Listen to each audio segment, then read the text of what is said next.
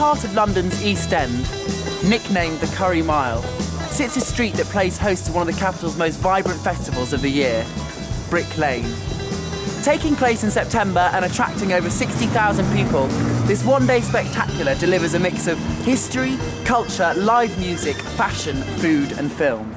Next up on today's show, we've got 1/3 of the Shady Dolls Theatre Company to talk to us about their new project for 2008, a new 1940s-inspired burlesque cabaret.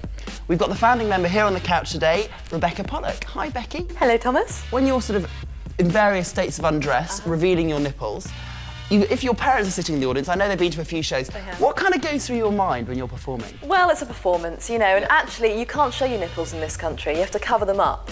So I figure they've seen more on the beach.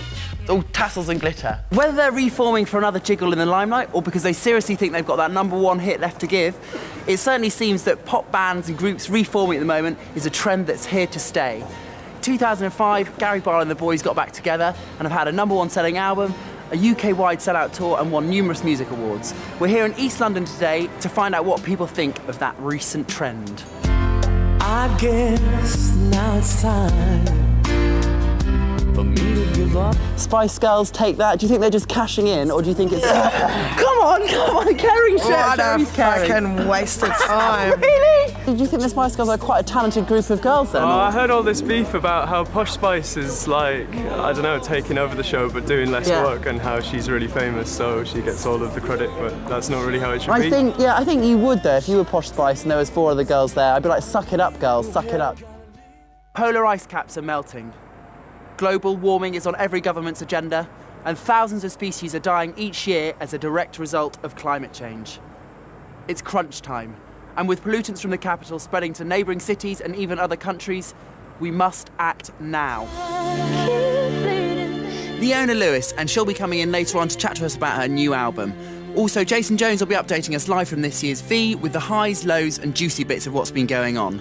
But before all of that, we've got our both sides of the story phone in, and we're going to be talking about same-sex couples and their right to adopt. Louisa from South London. Hi, Louisa. Hello, Thomas. Now, what's your standpoint on this? I think a child has a right to have a mother and a father. Putting gay people into the mix is just confusing, and I don't think it's going to do our society any good whatsoever. Is it not just a case of sort of whether the child's got the love, whether it's got the support from their parents? When it comes down to it, that child's got enough to deal with. It's being adopted, let alone by, I mean, quite often kids are adopted at such an early age that it's not until sort of much later on, sort of late in their teens that they're finding out when they are adopted, because that's when their parents, tell them. But it is they're always going to have 2 fathers. I mean, it's just not right. It's not the Christian way of living, and it's just not right. OK, thanks, Louisa, and we're going to be moving on to line 2.